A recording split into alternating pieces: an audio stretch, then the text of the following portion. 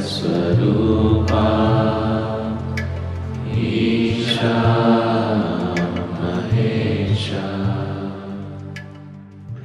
Sometimes I see that there are many people who are just thronging their ways, who are just giving the puja to the God man. So once I feel that why those people are like doing a puja of him. But second times I thought how powerful and how intelligent that God man is. He's able to convince them that I am a God. So that is also an intelligence. So is this a country where the people are so foolish that they are following just a person and not saying a word of foolish, but is there following a person and treating him like a god, or is that godman so intelligent that he's able to convince them? See, this word God-man is a media-invented word. There is nobody anywhere I have seen who claimed, I am a God-man. I have seen men and I have seen goddamn men. I have not seen a God-man anywhere. Have you seen a God-man anywhere? Hello, anybody? No. Somebody is sitting there, somebody else. Right now, to Malviya ji, we garland him. Well, is he a god? No, he did something that we revere. He did something that we value. So we offer our respects to him by putting a mala. Oh, you put garland on him, so you made a deity of him. Yes, because the man did something in his life which we all benefit and value, so we bow down to him.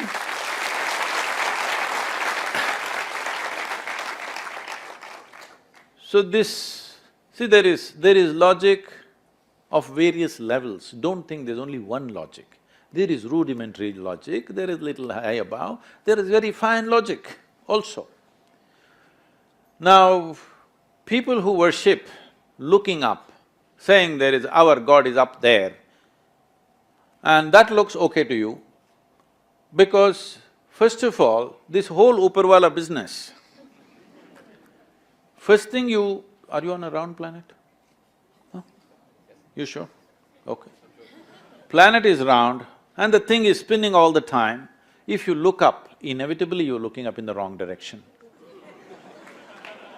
You are not even on the North Pole, you are in Kashi. You are like this, looking up in the wrong direction all the time, all 360 degrees.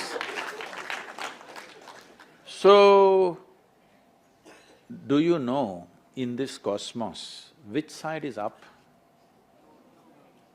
Is it marked somewhere, this side up? No. So you don't even know which side is up, but you know who is up. I think that's very stupid. So, in this culture we taught you that, today this modern science also, I want you to understand this. Whether you take an atom or a cosmos or the cosmos, over 99.999, whatever number of nines, is actually empty. Only little bit material in the atom, you know this? What is your subject, I'm sorry? Law. Oh. You could argue for all the wrong things. That is what I was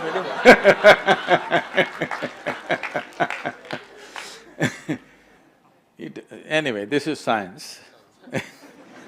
That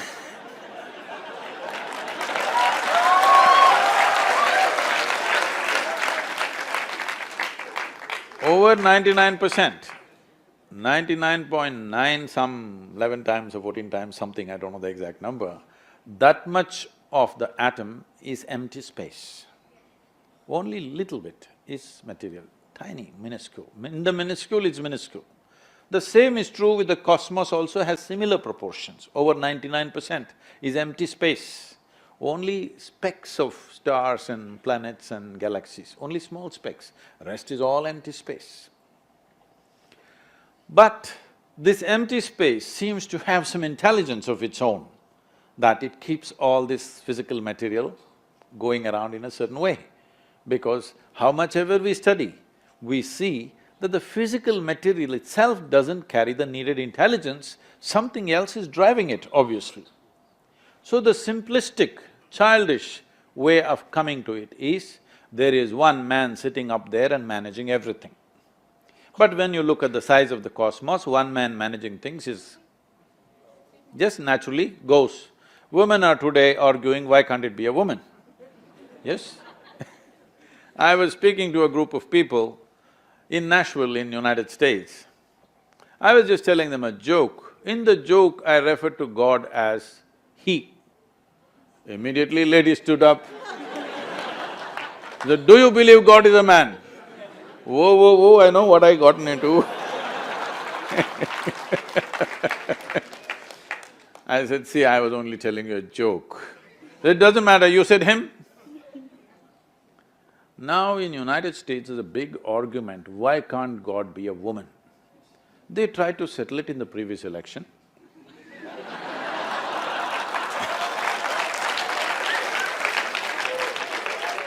But you know the results. Then there are also arguments like this, see, you've heard of Idi Amin? Idi Amin, the Uganda man. Idi Amin declared, God is black. I agree with him. Because if a white man can have a white God, why can't a black man have a black God? So in the southern churches in United States, the big debate happening is God white or black. Actual debates happening. You know, in the previous election they tried to settle that affair. Didn't work. But, you know, we in India know God is brown. Yeah. Because, you know, those people don't know.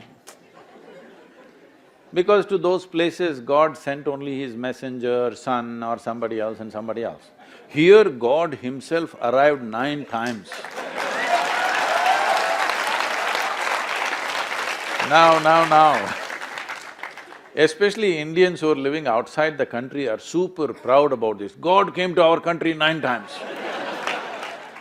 So I keep reminding them, that is because God wouldn't trust anybody else with Indians. He knew His son, His messenger, nobody would be good for the Indians. So He came hands-on Himself. 9 times and He failed. See, 9 or 10 times you can debate, failure is not debatable, isn't it? It's visible. Hello?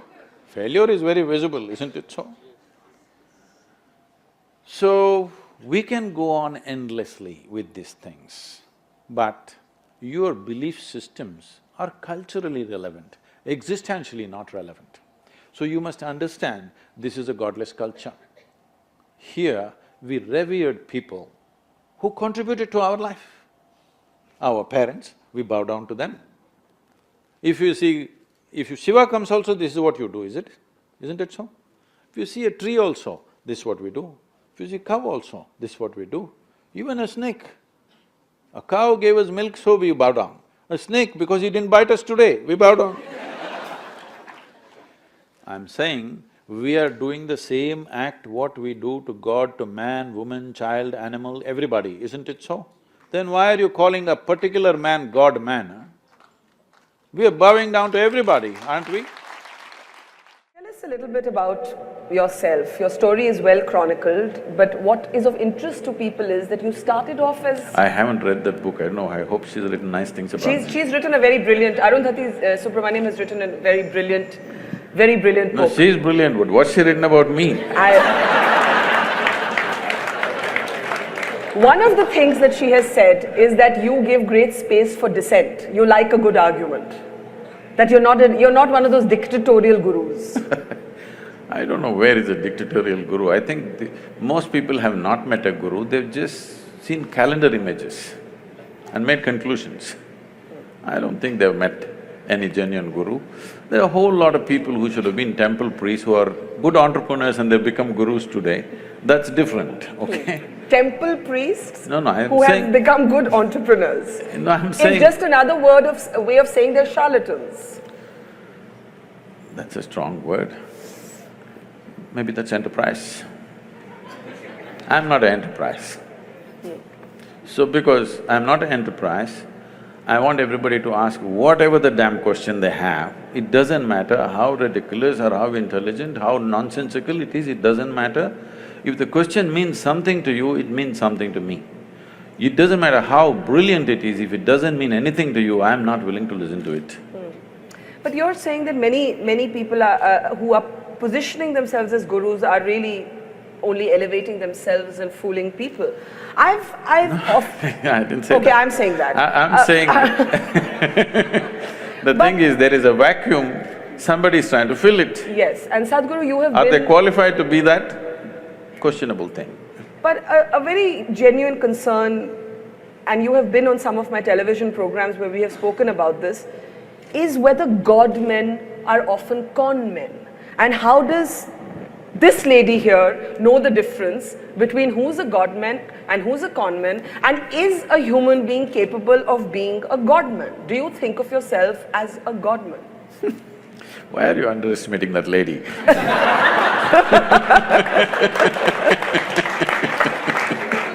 Okay, let it be my question. How do I spot the difference between a God man and a con man if I don't even believe that humans can be godly? I think humans can be brave and wonderful and inspiring, but I don't think that they have magical powers. See, did you ever see God having magical powers? I've never seen God. No, then why are you saying he must have magical powers? So first of all, this God-man is essentially a media-coined word. Nobody claims that he's a God-man, okay? Some are goddamn men, that's different. I don't think anybody has personally claimed I'm a God-man. I have not met anybody like that. Now, that's another kind of profession, putting labels on everybody, you know. Leaving that alone, what is it? This is a culture, you must understand, this is unfortunately all mixed up today. This is a godless culture, you must understand this. There has never been an idea of a god in this culture.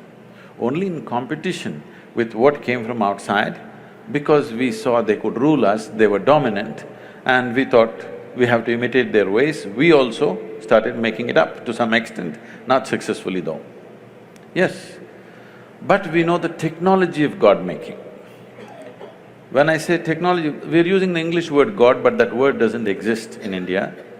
Here we call them devas. What a deva means is, see, today media is projecting Tendulkar as a cricketing god. It's very appropriate to this culture, because if somebody excels beyond a certain level in any field, he may be a sports person, he may be a warrior, he may be an artist, he may be anything. If he excels beyond what normally average human beings think is possible for them, he goes, they recognized him as a deva and he is worth looking up to because he becomes a guiding light for them. That'll anyway happen, whether you like it, you believe it, you don't believe it, in every field, somebody rises, he becomes the light for the rest of the people. So similarly in the inner spaces, when I say the inner spaces, the quality of your life is not determined by what kind of house you live in, what clothes you wear, what car you parked outside, what things jing-bang happening around you, no. This moment, how joyful, peaceful, blissed out you are within yourself. Now if I sit here, we are sitting here in the same space, breathing the same air, probably we ate the same kind of food. I don't know what you eat. But if I sit here now with my eyes closed, the way I am within myself, I will not exchange this for anything in the universe. Now, when people see, no matter… the number of things I'm managing is insane. Everybody thinks, Sadhguru, is it possible? You must go crazy someday. All volunteers, over 3 million volunteers, enterprises, businesses, okay, projects, mega projects on the street, all kinds of activity going on around the globe. If anybody has to go nuts, it's me, okay? Because all run by volunteers. Run by volunteers means nobody is trained for the job and you can't fire them for inefficiency because they're volunteers, all right? And anytime, they come in anytime and do great things, anytime they'll walk away, all right? And nothing should collapse. Till now, I must tell you this, as we are sitting here, this day, probably little over 300 and odd programs, inner engineering programs are happening in the world.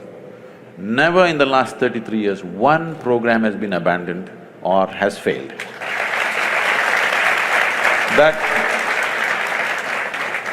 That takes enormous management. But nobody will ever see me getting angry or miserable or tensed out or stressed out. You've never lost your temper? You want me to know? Do I look like I'm incapable of that? It's not that. It's not that I'm incapable of anger. It's just that I've never given the privilege to anybody. I have not given this privilege to anybody. They can make me happy, they can make me unhappy, they can make me angry, they can make me miserable. No, I kept these privileges to myself. So, people… you were talking about miracles or whatever. People ask me, Sadhguru, everybody in every ashram, miracles are happening. You are beating all the miracles down. If we say something happened, you make us look like fools. No miracle. I say, what, you want me to pull a pigeon out of my pocket? If I pull a pigeon… There are No, gurus who claim to do that, who have been challenged by rationalists. I'll come to this. If I pull a pigeon out of my pocket, I have a shitty pocket. And you have a bird. What are you going to do with this? You come to me, I will show you the miracle. I have thousands of people who are working 7 days a week, 16 to 18 hours every day. In the last 2, 5, 10 years, not a single moment of irritation, agitation, anger in their life. This is a miracle. This is a miracle we want to manifest. You don't want a miracle? I agree, this is a miracle. Yes. And not that pigeon. Do you have a pigeon in your pocket? Okay. I told you, I don't like a shitty pocket. Asabdhatu navapanchakosha navapannipadam nachopasthapayu Chidanandarupa Shivoham Shivoham Chidanandarupa Shivoham Shivoham Chidanandarupa Shivoham Shivoham